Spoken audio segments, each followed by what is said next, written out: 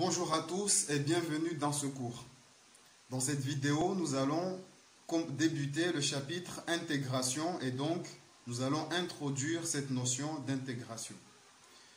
Pour ce chapitre d'intégration, tu as besoin de connaissances nécessaires. Ces connaissances nécessaires sont calculer l'aire des polygones usuels. Tu as besoin de savoir effectuer des conversions d'unités d'aire. Tu as besoin aussi de savoir dériver les fonctions usuelles. Et pour finir, tu as besoin de savoir représenter et décrire un domaine du plan. Ce sont les prérequis pour ce chapitre. Dans ce chapitre, nous allons étudier ensemble l'intégration, à savoir intégrer l'intégrale d'une fonction continue et positive. Ensuite, nous étudierons les primitives d'une fonction continue et pour finir, l'intégrale d'une fonction continue de signe quelconque. Dans cette vidéo, nous allons introduire cette notion. Donc, je te demande de prendre ton cahier, ton stylo, de te mettre en condition de travail, car je te dirai à quel moment dans cette vidéo faire pause pour travailler à ton tour avant de reprendre la vidéo. Donc tu prends tes affaires, tes outils de mathématiques, ta calculatrice, ton cahier, ton stylo, ton livre si tu l'as. Ensuite, c'est parti.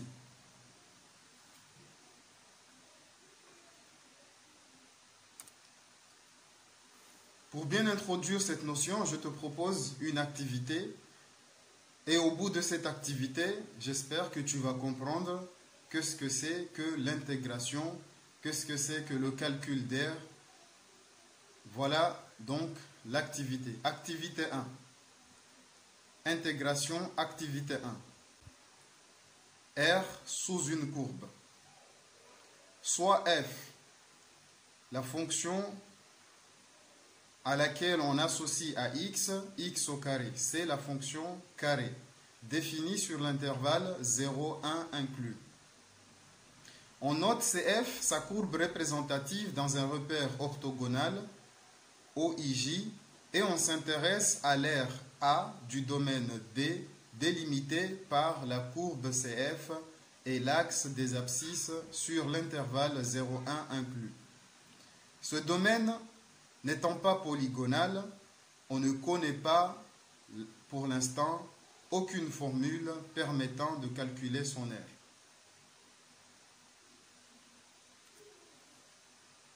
Partie A, premier calcul. Question 1.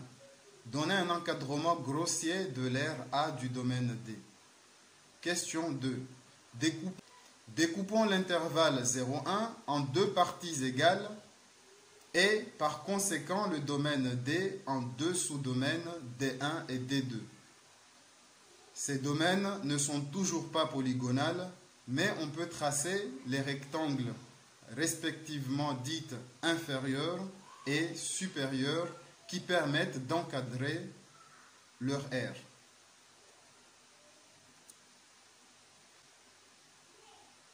Question petit a. Pourquoi dans la figure de gauche, l'un des deux rectangles n'apparaît-il pas? Question petit b. À l'aide de deux schémas, donnez un encadrement de l'aire A1 du domaine D1. Petit c. De même, donnez un encadrement de l'aire A2 du domaine D2. Petit d. En déduire un encadrement plus fin de l'aire A du domaine D. Question 3. Découpons maintenant l'intervalle 0,1 en trois parties égales et par conséquent le domaine D en trois sous-domaines D1, D2 et D3. Petit a. Faire deux schémas et construire les rectangles inférieurs et supérieurs approximant chacun des trois sous-domaines. Petit b. Donner des encadrements de chacune des aires de ces trois sous-domaines et en déduire un encadrement plus fin de l'aire A du domaine D. Partie B, cas général. Plus généralement, soit n un entier naturel non nul, on suppose maintenant que l'on découpe l'intervalle 0,1 en n intervalles de même amplitude et sur chaque intervalle, on construit les triangles inférieurs et supérieurs. Question 1. Chaque intervalle est de la forme IK, I indice K, intervalle K sur N, K plus 1 sur N inclus. Entre quelles valeurs K varie-t-il? Question 2. Petit a. Donnez l'amplitude commune de chaque intervalle, c'est-à-dire la largeur commune de chaque rectangle. Petit b. Quelle est la hauteur du rectangle inférieur construit sur l'intervalle IK? En déduire son aire.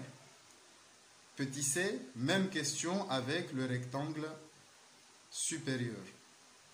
Question 3.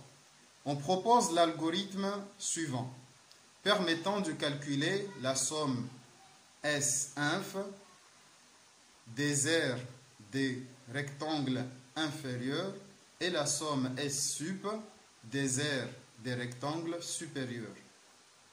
Le compléter, puis le tester par un logiciel adapté pour de grandes valeurs de n. L'algorithme est le suivant. Dans cet algorithme, on introduit des variables entiers, k et n, des variables réelles, S-inf et S-sup. On fait saisir la variable n par l'utilisateur du programme.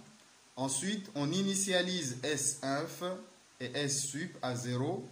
Ensuite, on utilise la boucle pour k variant de combien à combien, faire donner à la variable S-inf la valeur S-inf plus quoi? Donner à la variable S-sup la valeur S-sup plus quelle formule ici on va écrire? Fin pour sortir et afficher S-inf et S-sup. Cet algorithme permet d'avoir un encadrement, la valeur inférieure et la valeur supérieure qui encadre au mieux l'aire de ce domaine. Mon conseil est le suivant, tu fais stop sur chaque partie de cette activité, tu fais l'activité, tu essaies de répondre les questions par toi-même et à chaque fois ensuite, tu regardes la correction en poursuivant la vidéo. Voilà mon conseil et comme ça, tu vas t'améliorer, tu vas voir que tu vas bien cerner cette histoire d'air sous une courbe. Donc, je rappelle que on sait calculer l'aire d'un triangle. Tu sais calculer l'aire d'un carré. Tu sais calculer l'aire d'un rectangle. Tu sais calculer l'aire d'un trapèze. Tout ceci sont des figures polygonales. Ce sont des polygones. Donc, tu sais calculer leur aire. Maintenant, on passe à un niveau supérieur. On va calculer l'aire d'un domaine qui n'est pas polygonal. Et c'est avec ça, c'est avec l'intégration qu'on va pouvoir faire ce genre de calcul. C'est parti, on commence l'activité. Donc, je te rappelle l'énoncé de cette activité. On a une fonction, la fonction carré, définie dans l'intervalle 0,1 dans un repère orthogonal OIJ. On veut calculer l'aire sous cette courbe dans cet intervalle.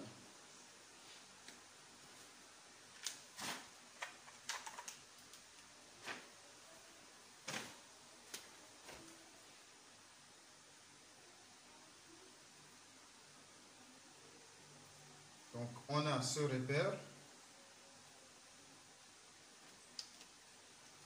On a la courbe ici, c'est F. Il s'agit de l'intervalle 0, 1.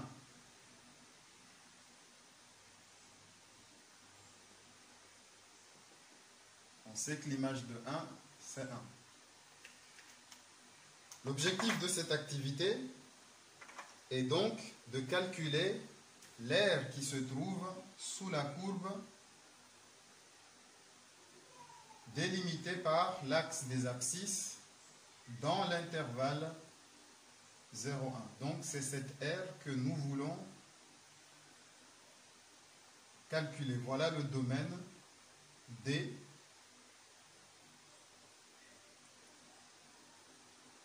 Et pour ce domaine, nous voulons calculer l'aire de ce domaine. C'est l'objectif principal de cette activité. Comment calculer l'aire de ce domaine? Sachant que ce n'est pas une figure polygonale. Question 1. Donnez un encadrement grossier de l'aire A du domaine D. Alors, pour donner un encadrement grossier, on peut remarquer directement que la figure formée par ce domaine se trouve dans le carré de côté 1. On est dans le carré de côté 1. La figure, le domaine, l'aire, son aire est plus petit que le carré de côté 1. On connaît, donc on peut écrire que l'aire, cette aire que nous voulons calculer, est plus petit que l'aire du carré 1 fois 1, 1. Ensuite, on peut ici chercher une figure polygonale plus petite que ce domaine. On peut s'intéresser donc ici, en prenant la moitié ici, un demi, en prenant ce petit carré. On est sûr que ce petit carré, son aire est plus petit que le domaine en question. Ce carré, on connaît sa longueur. Sa longueur, c'est un demi, parce que j'ai pris la moitié. Sa largeur. Et l'image de 1 demi, ici, f de 1 demi. Comment est-ce qu'on calcule l'aire d'un rectangle? C'est longueur fois largeur. Donc la longueur, c'est 1 demi. La largeur, c'est l'image de 1 demi. On sait que f de 1 demi, c'est égal à 1 demi au carré, qui est donc égal à 1 quart. Pour calculer l'aire de ce domaine que je vais hachurer en bleu,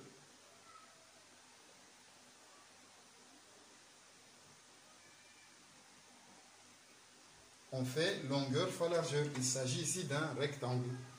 D'un rectangle de longueur 1 demi et de largeur, ici l'image de 1 demi qui est égale à 1 quart.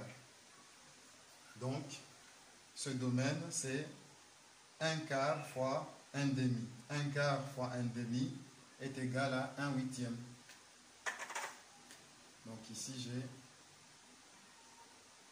1 huitième.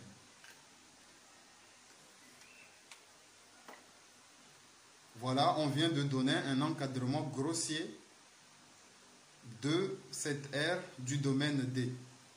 Cet encadrement, c'est 1 huitième, qui est le petit rectangle ici, qui est plus petit que le domaine en question, et le grand carré de côté 1, qui est plus grand que le domaine en question. C'est donc un encadrement grossier, on peut le dire, mais ça nous donne une indication. On sait que l'aire de ce domaine est compris entre 1 huitième et 1. Plus petit que 1, mais plus grand que 1 huitième. Question 2. tu fais une pause, tu essaies de la faire avant de regarder la suite. Question 2.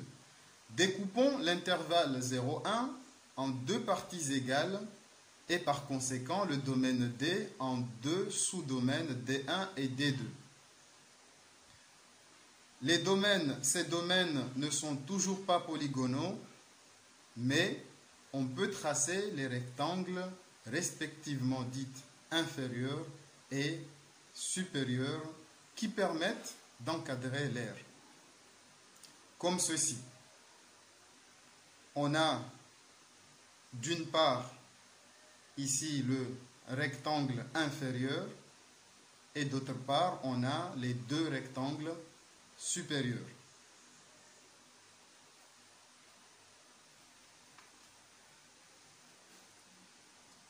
On découpe maintenant nos deux. Cette distance, on la découpe en deux, donc là on a un demi, ça ne change rien. Le triangle inférieur, le rectangle inférieur, pardon, c'est celui-là. Nous l'avons déjà ici. Et ensuite, nous avons deux autres rectangles, qui sont supérieurs. On a celui-là. C'est un rectangle supérieur au domaine. Et on a celui-là qui est supérieur également au domaine.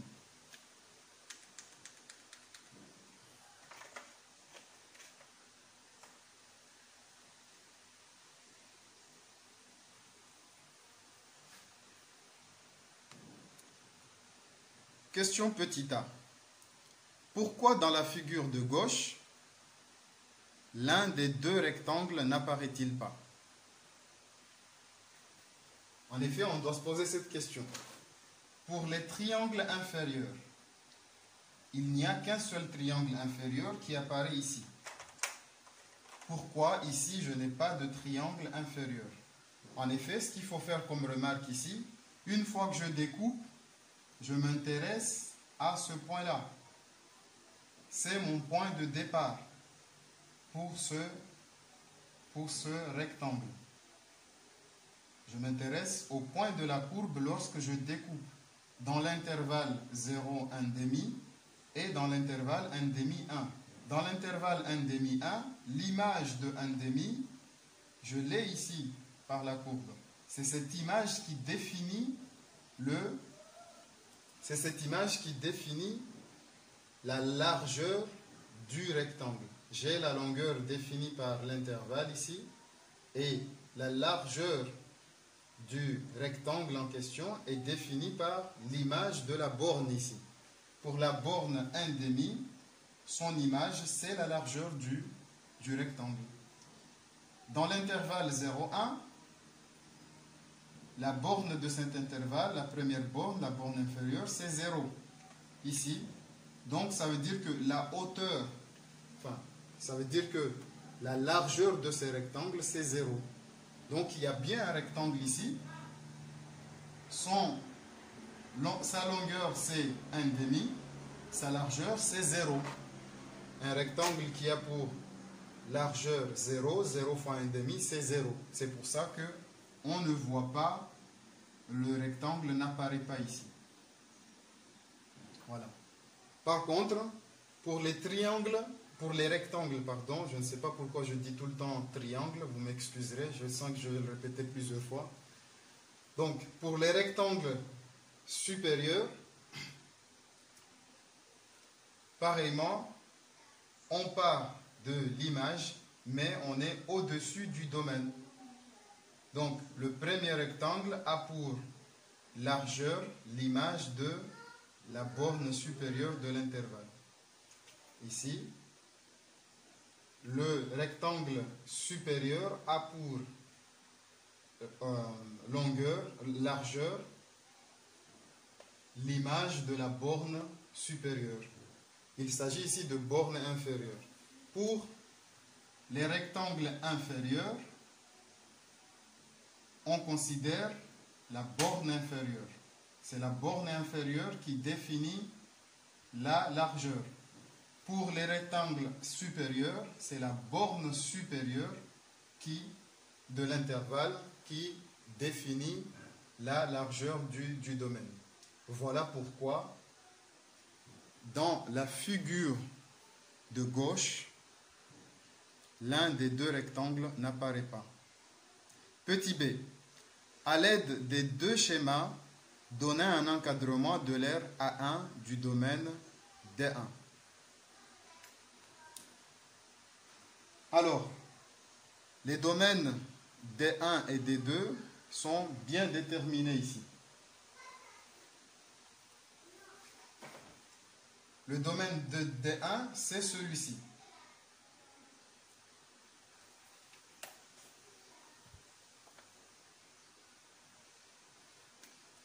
Dans ce domaine,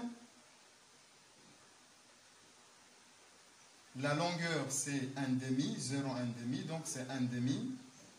Pour la borne inférieure, on vient de le dire tout à l'heure, c'est 0. Le rectangle inférieur qu'il y a là, c'est 0 fois 1,5. Donc, l'aire A1 est supérieur à 0. Ensuite, il est inférieur au rectangle, ici le rectangle supérieur, c'est celui qu'on a déjà calculé. La longueur c'est 1,5 et la largeur c'est f de 1,5 qui est égal à 1/4, donc c'est 1/8.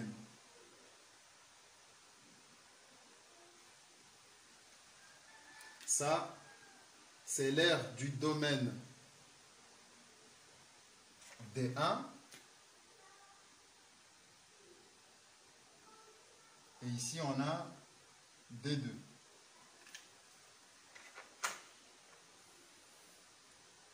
L'aire du domaine D1, c'est A1, est compris entre 0 et 1/8. Ensuite, on s'intéresse au domaine D2. Le domaine D2 est, on a le rectangle inférieur en bleu, puis le rectangle supérieur ici, que j'ai dessiné son contour en vert. Donc, ce domaine est plus petit que ce rectangle. Ce rectangle, on connaît maintenant, on l'a calculé plusieurs fois, c'est 1,5 fois 1/4 qui est égal à 1/8, inférieur à l'aire du deuxième domaine. Ensuite, on regarde pour quelle cette aire-là qui est supérieure. La longueur ne change pas, c'est 1,5. La largeur, par contre, c'est l'image de 1. L'image de 1 par la fonction carré, c'est 1. Donc, c'est 1,5 fois 1. 1,5 fois 1 est égal à 1,5.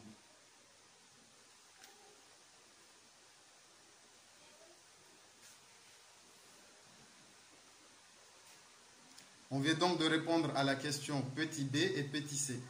Dans la question petit b, on a répondu, on a donné un encadrement de l'aire A1 du domaine D1. L'aire A1 du domaine D1 est encadrée par 0 et 1/8. L'aire A2 du domaine D2 est encadrée par les valeurs 1/8 et 1. Est compris entre 1/8 et 1. Question petit c, en déduire un encadrement plus fin de l'aire A du domaine D. Alors, on sait que le domaine D, c'est l'union des deux domaines. C'est D1 union D2.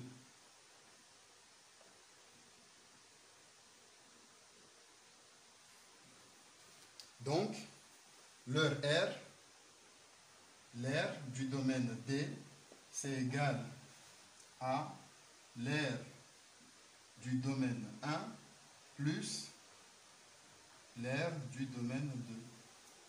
On fait une addition et donc ici, on va faire une addition membre à membre. Donc si on fait une addition membre à membre, on a donc ici A1 plus A2, ça fait A, donc c'est l'aire du domaine D, est encadré donc par 0 plus 1 huitième, ça fait 1 huitième. 1 huitième plus 1 demi, on calcule 1 huitième plus 1 demi, on met au même dénominateur. Donc on a 1 huitième plus 1 demi, on met au même dénominateur. Donc ce qui fait ici 1 plus 4 sur 8.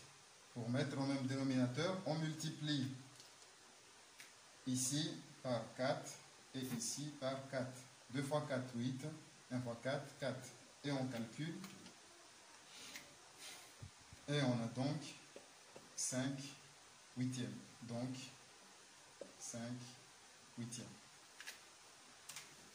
Voilà.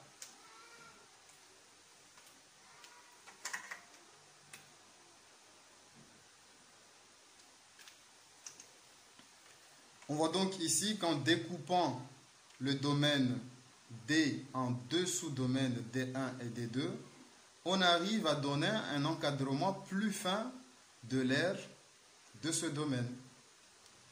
Sans découper, on avait juste écrit que cette aire est encadrée et compris entre 1 huitième et 1. En découpant le domaine en deux sous-domaines, on a que cette aire est comprise entre 1 huitième et 5 huitièmes. Donc c'est beaucoup plus fin. D'où la question 3. On va découper cette fois-ci en 3 parties, en 3 sous-domaines. Ici, en découpant l'intervalle 0,1 en 3 parties égales, 1 tiers, 2 tiers et 3 tiers. Et on va faire la même étude qui va nous permettre d'avoir un domaine, un aire beaucoup plus fin. Donc petit a, faire 2 schémas et construire les rectangles inférieurs et supérieurs approximant chacun des 3 sous-domaines. Petit b, donner un encadrement de chacun des aires de ces 3 sous-domaines et en déduire un encadrement plus fin de l'aire A du domaine D. Je te conseille de faire une pause avec la vidéo et de faire cette question petit 3 tout seul avant de reprendre la vidéo. C'est parti, on continue. Donc on va tout reprendre.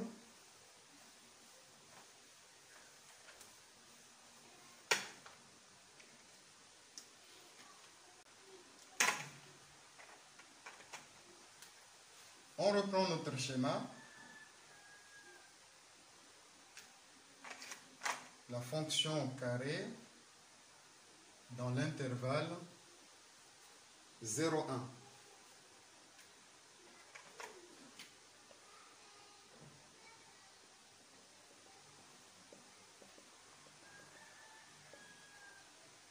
Ensuite, on découpe l'intervalle 0,1 en 3 intervalles de même amplitude. Donc, c'est-à-dire que là j'ai 0, là j'ai 1 tiers, là j'ai 2 tiers.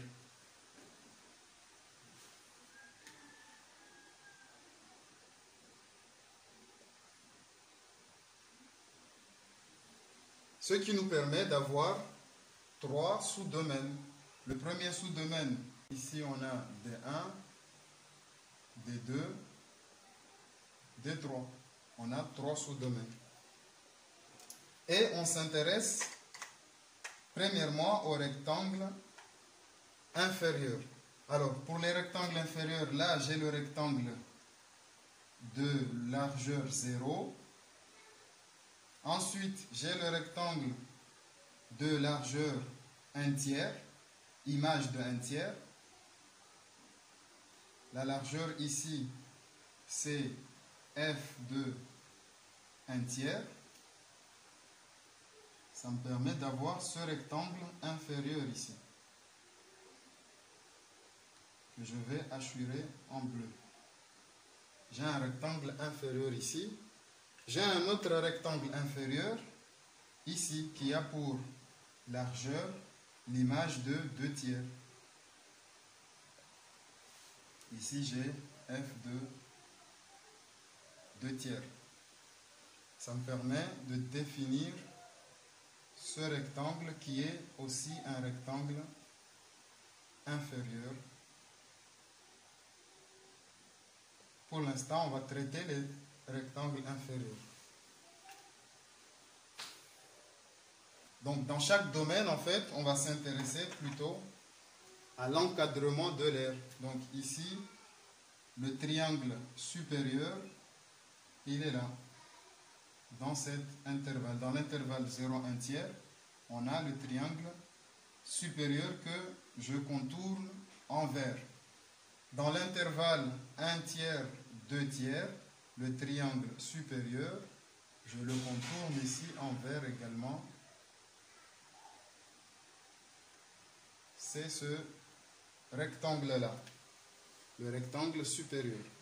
Et pour finir, dans l'intervalle 2 tiers 1, le rectangle supérieur, je le contourne ici également en vert.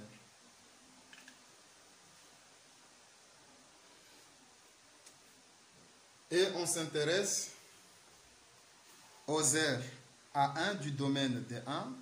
On va donner un encadrement de l'aire A1 du domaine D1.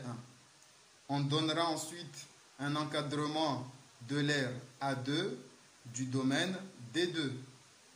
Et pour finir, un encadrement de l'aire A3 du domaine D3. Pour l'aire A1, on sait que le rectangle inférieur a pour aire 0. Donc, j'ai A1 qui est compris entre 0 et l'image ici, le rectangle en vert qu'on a ici. La longueur, c'est 1 tiers. Là, j'ai 1 tiers en longueur. Et en largeur, j'ai l'image de 1 tiers. Et je fais la multiplication. Donc, l'aire de ce domaine en vert, c'est 1 tiers fois f de 1 tiers. F de 1 tiers étant égal à 1 neuvième. Donc, je fais 1 neuvième fois 1 tiers. D'accord? Donc, ici, il s'agit de la fonction carré. Donc, c'est 1 tiers au carré. Et 1 tiers au carré, c'est égal à 1 neuvième. Donc, je calcule l'aire de ce rectangle en faisant 1 neuvième fois 1 tiers. 1 neuvième fois 1 tiers est égal à 1 sur 27.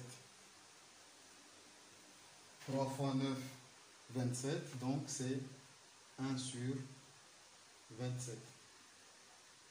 1 sur 27, je le rappelle ici, c'est égal à 1 tiers fois 1 neuvième étant l'image de 1 tiers par la fonction. On passe maintenant à l'intervalle 1 tiers, 2 tiers. Dans cet intervalle, le rectangle inférieur, c'est celui en bleu, qui a pour longueur 1 tiers. Il suffit de faire 2 tiers moins 1 tiers. 2 tiers moins 1 tiers, c'est égal à 1 tiers. De toute façon, on a dit, on a divisé l'intervalle 0,1 en 3 intervalles de même amplitude. Donc ici, la distance, c'est 1 tiers. Sa largeur, c'est l'image de 1 tiers. On a dit que pour les rectangles inférieurs, on considère l'image de la borne inférieure pour largeur. Donc c'est 1 tiers fois l'image de 1 tiers, 1 neuvième. Donc on l'a déjà calculé, c'est 1 27e. 1 sur 27 inférieur à R2 du domaine 2. Et ensuite, on regarde ici le rectangle supérieur. Le rectangle supérieur a la même longueur, c'est la largeur qui change. La largeur, c'est l'image de la borne supérieure. La borne supérieure, c'est 2 tiers. L'image de 2 tiers, on le calcule rapidement, c'est 2 tiers au carré. 2 tiers au carré, c'est égal à 4 sur 9, 4 neuvièmes. Et ensuite, on fait la multiplication. Longueur fois largeur. La longueur, c'est 1 tiers, la largeur, c'est 4 neuvièmes. 4 neuvièmes fois 1 tiers, c'est égal à 4 fois 1, 4, et 3 fois 9, 27. Voilà un encadrement de l'aire A2 du domaine D2. Ensuite, pour finir, on passe à la dernière partie du domaine. Le domaine D3. Dans l'intervalle 2 tiers 1. Pour le rectangle inférieur, la longueur ne change pas, c'est 1 tiers. La largeur, c'est l'image de 2 tiers que nous avons déjà calculé. On connaît déjà en fait, cette R on le connaît parce que c'est le supérieur de ce domaine. Vous pouvez faire cette remarque également, que l'aire inférieure du domaine, du sous-domaine suivant est égale à l'aire supérieure du sous-domaine précédent. Donc ça on connaît, c'est égal à 4 sur 27. Là on calcule l'aire A3, un encadrement de l'aire A3 du domaine D3. Et ensuite, le rectangle supérieur, on va calculer sa longueur, sa largeur. On connaît déjà sa longueur, c'est 1 tiers, ne change pas. Et sa largeur change, c'est ici l'image de 1 par la fonction, c'est 1. Donc c'est ici 1 tiers fois 1. Ici c'est égal à 1. 1 tiers fois 1, c'est égal à 1 tiers. Ensuite, comme tout à l'heure, avec on sait que le domaine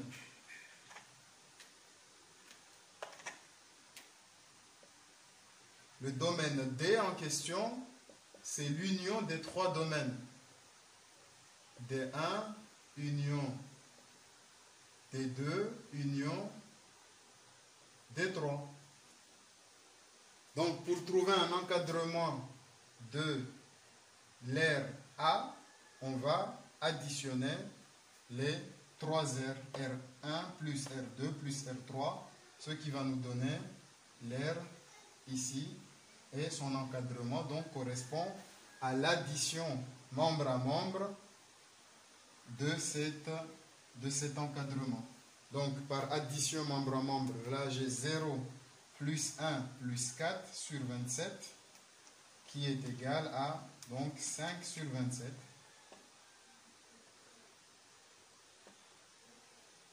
Et ici j'ai 1 plus 4, ça fait 5 sur 27, plus 1 tiers. On met au même dénominateur en multipliant 1 tiers par 3. Donc on a ces deux-là, faciles à calculer. Donc 1 plus 4, ça fait 5. Donc on a 5 sur 27 plus 1 tiers. Vous mettez au même dénominateur en multipliant celle-ci par 9. Et vous avez donc 5 plus 9 sur 27, qui est donc égal à 14 sur 27. Donc, l'aire du domaine est compris entre 5 sur 27 et 14 sur 27. On vient donc de donner un encadrement de l'aire A du domaine D, mais beaucoup plus fine que tout à l'heure. Lorsqu'on a divisé en deux domaines de même amplitude, on a trouvé un encadrement, l'aire comprise entre 1/8 et 5/8. En divisant par 3, on a un encadrement beaucoup plus fin. On a ici 5 sur 27 et 14 sur 27. C'est beaucoup plus fin. On se rapproche de plus en plus de cette aire. D'où la question de la partie 2, plus généralement. Donc, plus généralement, on note n, un entier supérieur ou égal à 1. On suppose maintenant que l'on découpe l'intervalle 0,1 en n intervalles de même amplitude et sur chaque intervalle, on construit les rectangles inférieurs et rectangles supérieurs, comme vous pouvez le voir dans ce schéma. Dans ce schéma, vous voyez bien qu'on a les rectangles inférieurs en découpant l'intervalle 0,1 et on a les rectangles supérieurs. Question 1. Chaque intervalle est de la forme IK.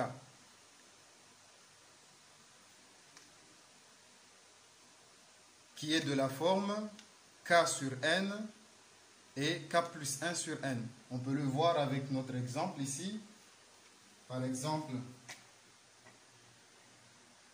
cet intervalle-là, c'est 0, 1 tiers. Cet intervalle-là, c'est 1 tiers, 1 plus 1 tiers. Ici, c'est pour n égale 3. Pour n égale 3, on vient de le faire, hein, donc on peut juste s'en inspirer. On a l'intervalle I0 qui est égal à 0 sur 3 et 0 plus 1 sur 3. Ça correspond bien à cet intervalle. C'est l'intervalle 0, 1 tiers. On a l'intervalle I1 qui est égal à 1 tiers et 1 plus 1 sur 3 qui correspond bien à cet intervalle, c'est-à-dire 1 tiers et 2 tiers. Et pour finir, l'intervalle I2 qui est égal ici à 2 tiers et 2 plus 1 sur 3 qui correspond bien à cet intervalle car c'est égal à 2 tiers et 3 sur 3 c'est bien égal à 1. Voilà donc nos 3 intervalles pour n égale 3. Et tout de suite, avec cet exemple, on répond directement à la question 1. Entre quelles valeurs k varie-t-il? Pour n égale 3, k varie entre combien et combien? K varie entre 0 et 2. Pour n égale 3, k est compris entre 0 et 2. Plus petit que 0, on commence par 0 et on s'arrête à 2 pour n égale 3. Donc, par analogie, pour n quelconque, pour une valeur de n, k est donc compris entre 0 et n-1.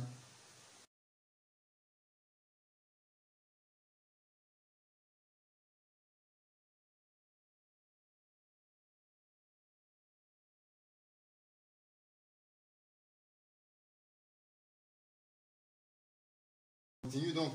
Pour répondre à la question 1 de la partie B, K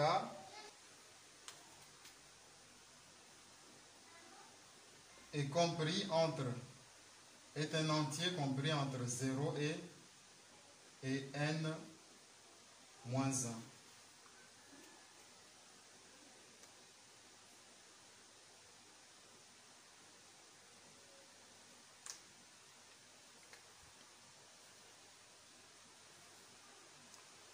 Question 2, petit a. Donnez l'amplitude commune de chaque intervalle, c'est-à-dire la largeur commune de chaque intervalle. Alors, donc, on est à la question 2, petit a. On veut maintenant, on a vu que quand on a divisé par 3, l'amplitude commune, la largeur commune, ici c'était 1 tiers, 1 tiers, 1 tiers. Donc lorsqu'on divise par n fois, l'amplitude commune c'est 1 sur n. Dans chaque intervalle, on aura une distance de 1 sur n, 1 sur n, 1 sur n, ainsi de suite. Question petit b. Quelle est la hauteur du rectangle inférieur?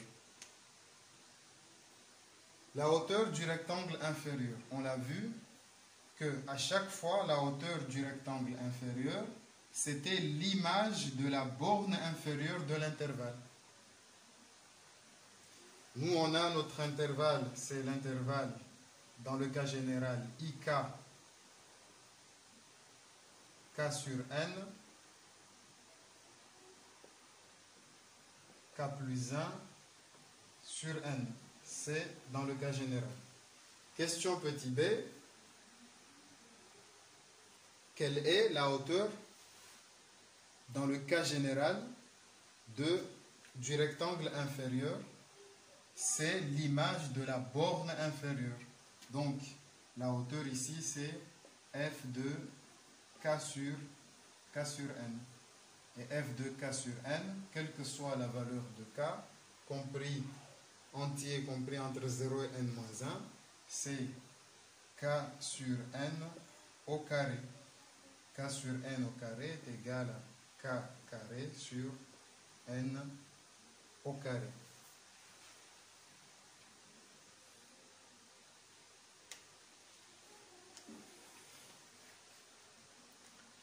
Question petit c, même question avec les rectangles supérieurs. Pour les rectangles supérieurs, la longueur, la largeur ici ne change pas, c'est 1 sur n. Ce qui change, c'est la hauteur. On a vu que la hauteur, c'était l'image de la borne supérieure à chaque fois. Donc pour notre intervalle IK ici, c'est f de k plus 1 sur n. Et f de k plus 1 sur n, c'est k plus 1 sur n, le tout au carré. Ce qui est bien égal à k plus 1 au carré sur n au carré.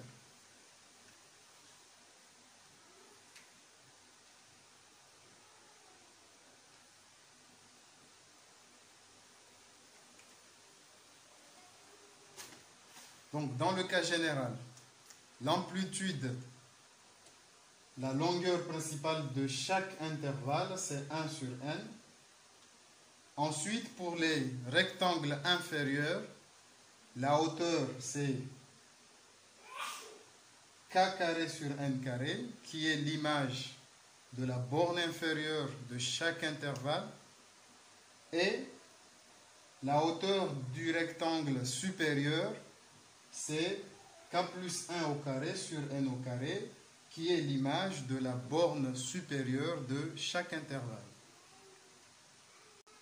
Donc, avant de passer à la troisième question, comment est-ce qu'on va calculer Par exemple, l'aire d'un rectangle inférieur.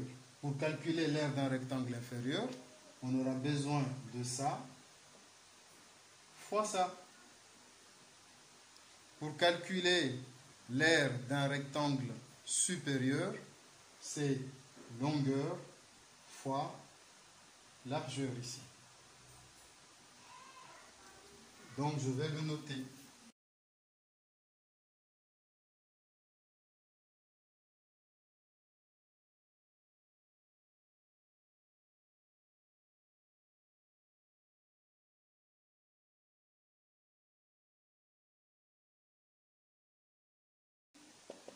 Pour une valeur de n donnée, l'aire est compris entre ce qu'on va appeler ici S1 et S sup.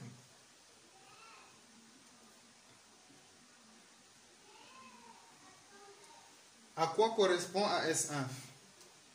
S1, d'après le schéma qu'on a ici, S1 correspond à la somme des rectangles inférieurs. À quoi correspond à S sup? S sup correspond à la somme des rectangles supérieurs. Comment est-ce qu'on calcule l'aire d'un rectangle inférieur? L'aire AK, je vais l'appeler ici, l'aire AK d'un rectangle inférieur pour K donné, c'est égal à 1 sur N fois, on a vu, K au carré sur N au carré. K au carré sur N au carré, c'est l'image de 1 sur N. Longueur fois largeur. Et ceci est égal à K au carré sur N au cube. Voilà comment on calcule l'aire K en fonction de K. Comment est-ce qu'on calcule l'aire supérieure? Ici, ça c'est l'aire du domaine inférieur. Et l'aire du domaine supérieur, je l'appelle K plus 1, c'est égal à 1 sur N fois K plus 1 au carré sur N au carré, ce qui est égal à K plus 1 au carré sur N au cube. Ici, en fonction de K, j'ai l'aire d'un rectangle inférieur. En fonction de K, j'ai l'aire d'un rectangle supérieur. À quoi correspond à S1 alors? S1 correspond donc à la somme de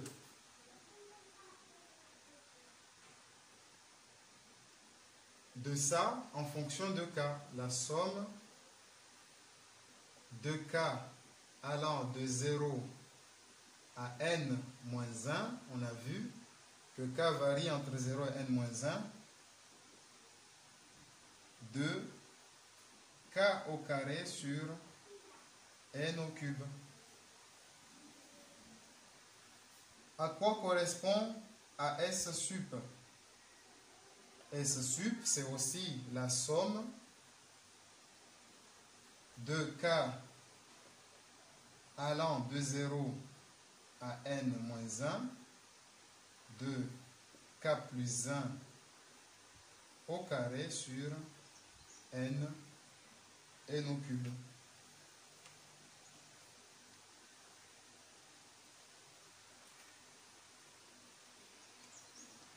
On va donc se servir de ça pour répondre à la troisième question. Ici, si on veut donner quelques détails de cette somme, K égale 0, ça fait 0. Pour K égale 1, ça fait donc 1 sur n. Pour k égale 2, ça fait 4 sur n au cube, pardon, ici. N au cube, ainsi de suite. Ici, on va avoir, pour k égale 0, on va avoir 1 sur n au cube, plus, pour k égale 0, on a ça. Pour k égale 1, on a 4 sur n au cube, plus pour k, ainsi de suite. Et on va se servir de ça pour compléter l'algorithme. Voici donc l'algorithme en question.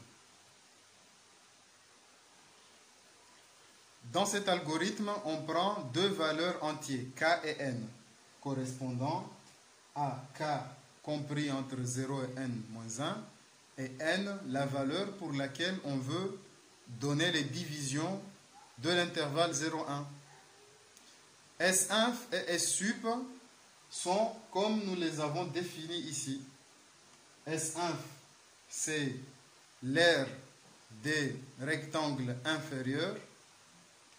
C'est la somme des aires des rectangles inférieurs de chaque domaine.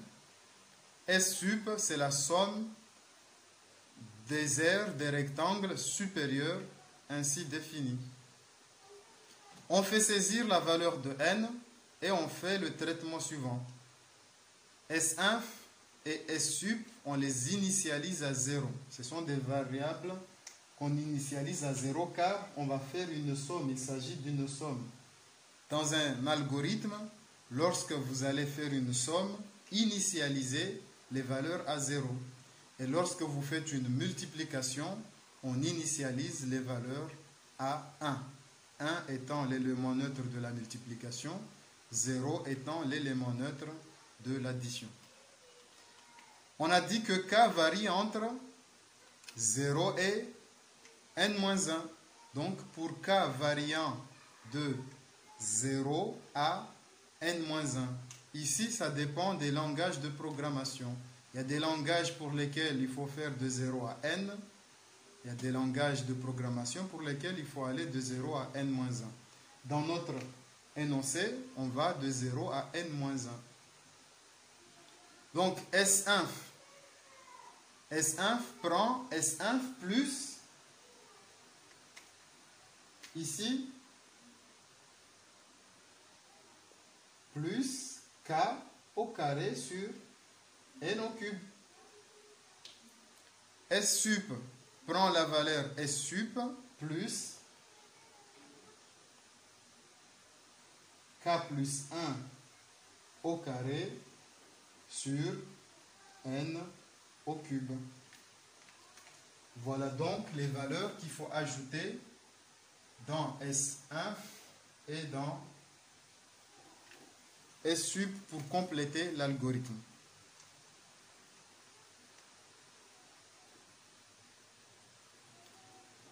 Et on affiche S1 et S sup. Alors la question qui est posée ici, c'est de compléter l'algorithme, puis le tester dans un logiciel adapté pour de grandes valeurs de n.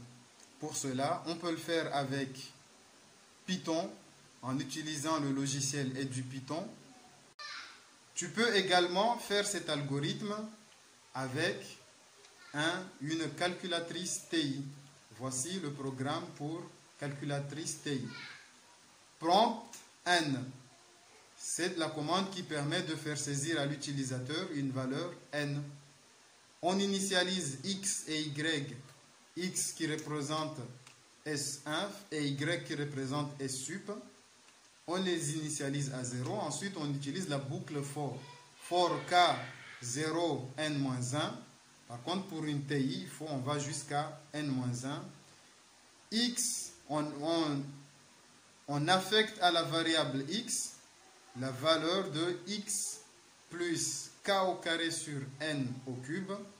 Ensuite, on affecte à la variable y la valeur de y plus k plus 1 au carré sur n au cube. On boucle, on ferme la boucle for avec AND. Disp, c'est la commande qui permet d'afficher x, afficher y. Voilà, donc tu le fais avec ta calculatrice. Voilà, je te montre moi ici avec Python. C'est parti. Pour la question 3, on propose l'algorithme suivant permettant de calculer la somme S-inf des aires des rectangles inférieurs et la somme S-sup des aires des rectangles supérieurs. Le compléter puis le tester dans un logiciel adapté pour de grandes valeurs de n. Voici donc l'algorithme. Dans cet algorithme, on introduit deux variables entières, k et n, et deux variables réelles, S1 et S-sup. N, on fait saisir par l'utilisateur la valeur de n. On initialise S1 à 0 et S-sup à 0. On fait varier k, comme on l'a vu dans l'étude qu'on a fait tout à l'heure, que k varie entre 0 et n-1. Donc on complète ici pour k variant de 0 à n-1. S1, c'est S1 plus k au carré sur n au cube. On l'a vu comment calculer, retrouver cette valeur. Et pour S-sup, on complète par S-sup plus k plus 1 au carré sur n au cube. Cet algorithme, ensuite on affiche S1 et S-sup. Cet algorithme, on peut l'écrire avec Python.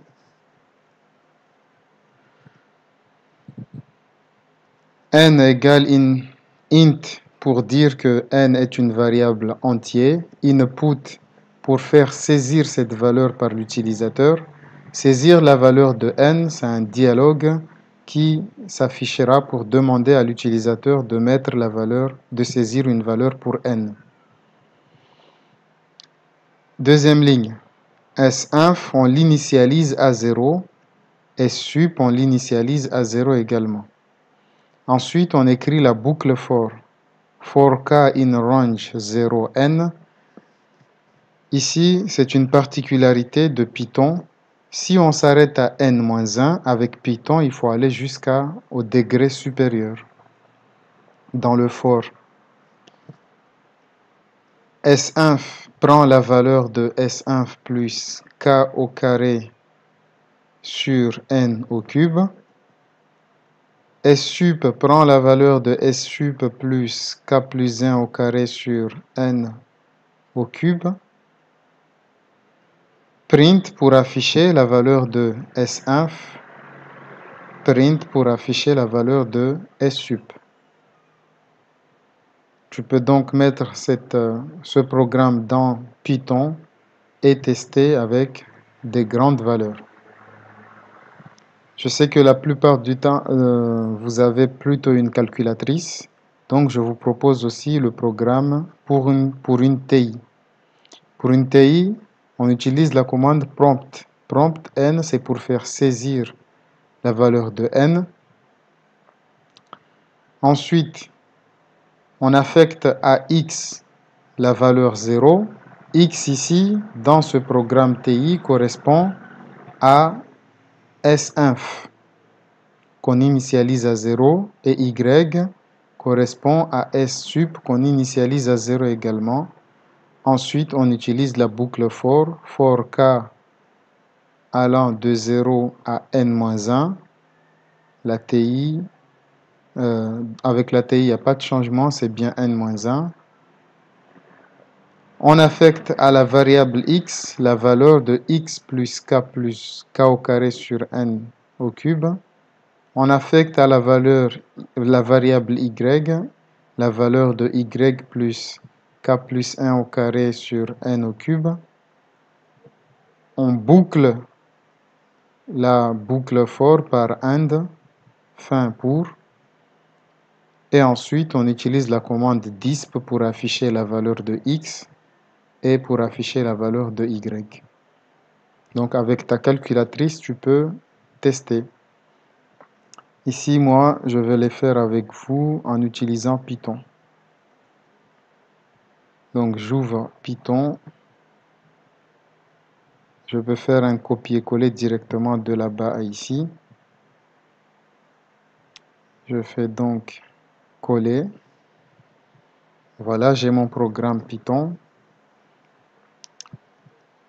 Comme écrit tout à l'heure, et je peux le tester avec plusieurs valeurs. Je peux commencer par le tester avec n égale 1 par exemple. Pour n égale 1, j'ai 0, 1, ce que nous avions trouvé à l'étude manuelle. S1 c'est 0.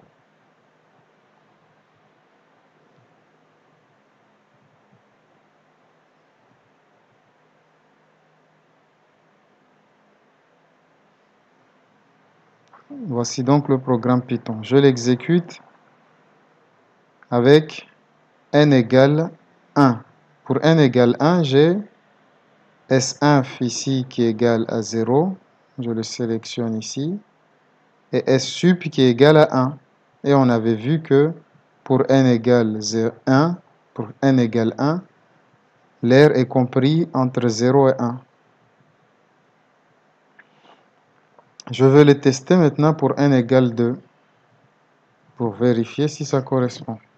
Pour n égale 2, j'ai 0,125 et 0,625, qui sont les valeurs décimales de 1 sur 8 et ici 5 sur 8. Ainsi de suite, on peut donc le tester avec des grandes valeurs.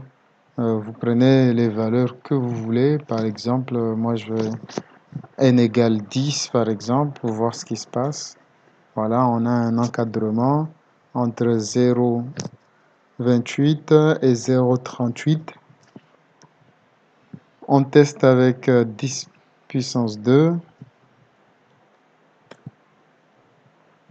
On a une meilleure approximation, 0,32 et 0,33. Allez, on va prendre 10 puissance 3. Avec 10 puissance 3. On est encore entre... Et là, on voit c'est 0,33 sur 0,33. On va tester encore avec une plus grande valeur que ça.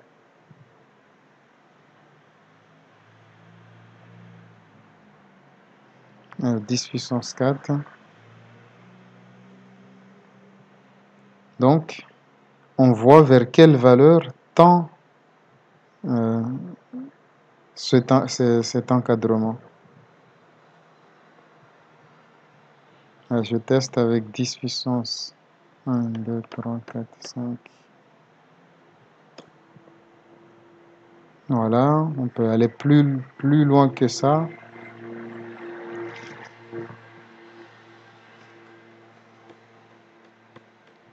Avec 10 puissance 10.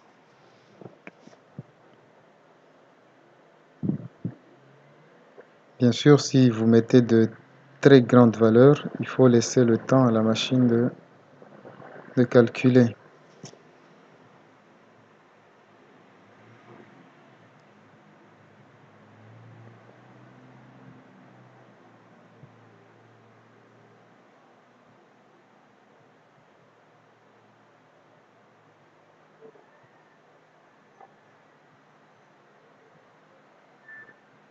Donc, plus on prend des valeurs plus grandes, plus on remarque ici que ça s'approche de 0,33. 0,33333, on s'approche à cette valeur. Et on peut le démontrer en calculant que cette R, en fait, c'est égal à 1 tiers. Parce que 1 tiers est égal à 0,33333. Voilà, tu peux le tester avec ta TI aussi, tu trouveras les mêmes valeurs.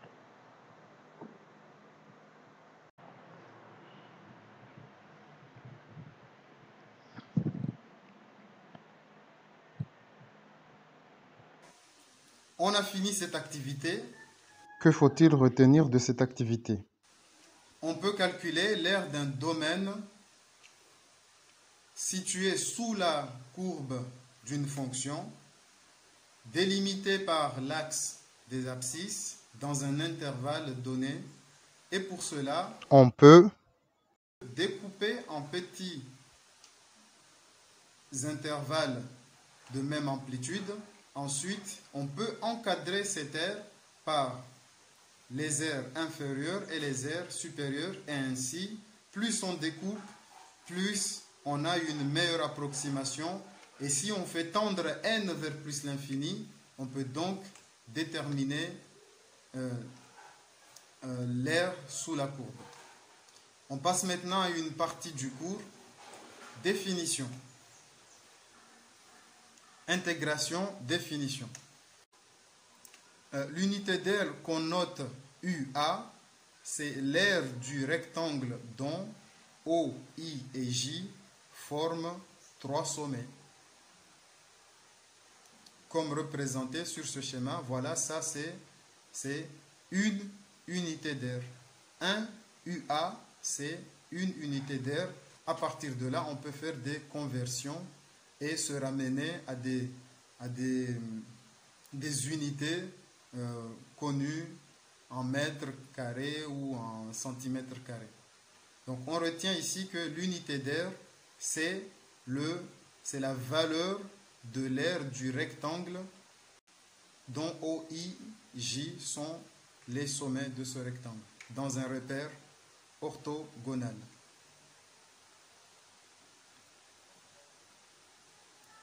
Intégrale d'une fonction continue et positive. Définition.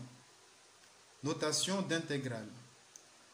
Soit f, une fonction continue et positive sur un intervalle AB de courbe représentative CF dans un repère orthogonal OIJ.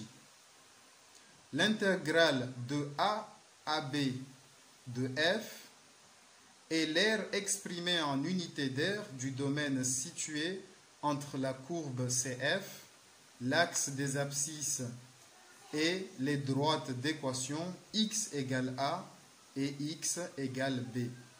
Cette aire se note avec cette nouvelle notation, intégrale de A à B de f de x, dx. Et on prononce intégrale ou somme de A à B de f de x dx.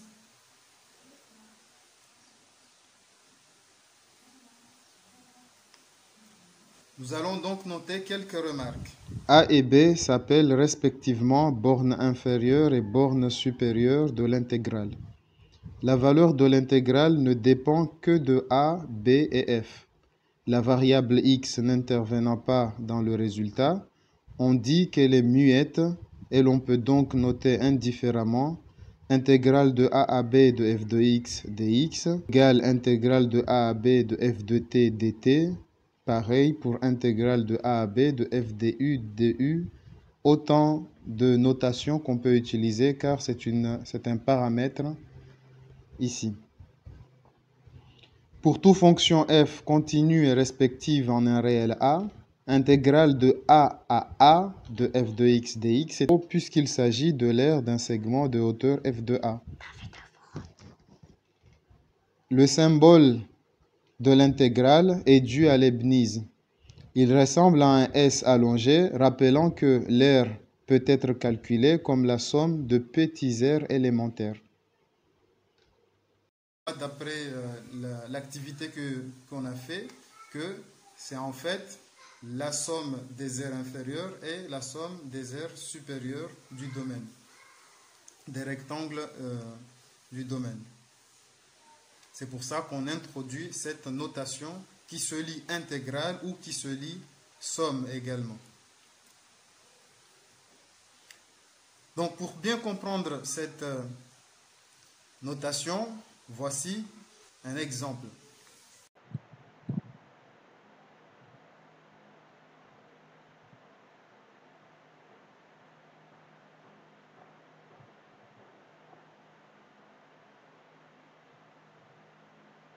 Voici un exemple pour bien comprendre cette notion d'intégrale et de calcul d'air. On considère la fonction f, à x on associe x sur 2 plus 2 définie sur l'intervalle moins 3, 2 inclus.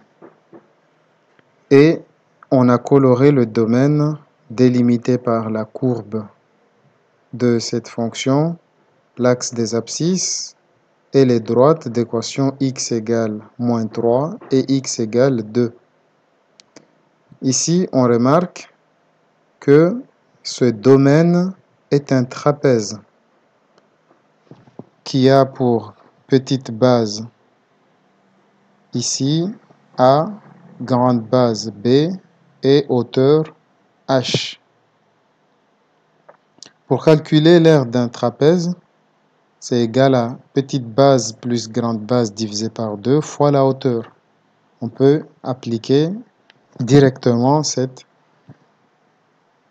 calcul, cette formule. A correspond à l'image de moins 3. Donc on calcule f de moins 3 est égal à 0,5. B correspond à l'image de 2. On calcule f de 2 est égal à 3. Et 5, c'est la distance de cet intervalle. C'est la longueur de l'intervalle. Donc je fais 2 moins moins 3 qui est égal à 5.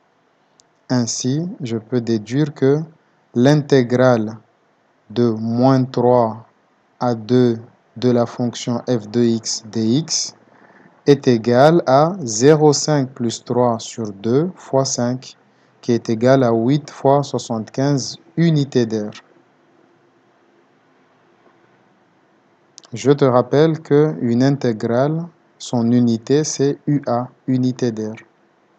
Même si pour le calculer, on a utilisé la formule, cette formule concerne les unités qui sont données par le repère. Alors, dans ce repère, les unités graphiques étant de 0,6 cm pour l'axe des abscisses et de 1 cm pour l'axe des ordonnées, une unité d'air représente 0,6 cm². Et donc, l'air coloré ici représente par conversion 5,25 cm². Deuxième exemple, on considère la fonction constante à x on associe 1 dans l'intervalle dans l'intervalle AB, pardon. Le domaine coloré ici, pour le calculer, on voit bien que ça ressemble à un rectangle qui a pour longueur B-A et pour largeur 1. Donc, le domaine coloré est un rectangle de longueur B-A et de largeur 1. Donc, on en déduit que l'aire de ce rectangle, c'est bien l'intégrale de A à B de 1 dx est égal à B moins A unité d'air.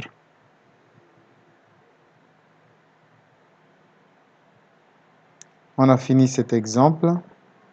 Pour bien comprendre cette notion, voici quelques exercices.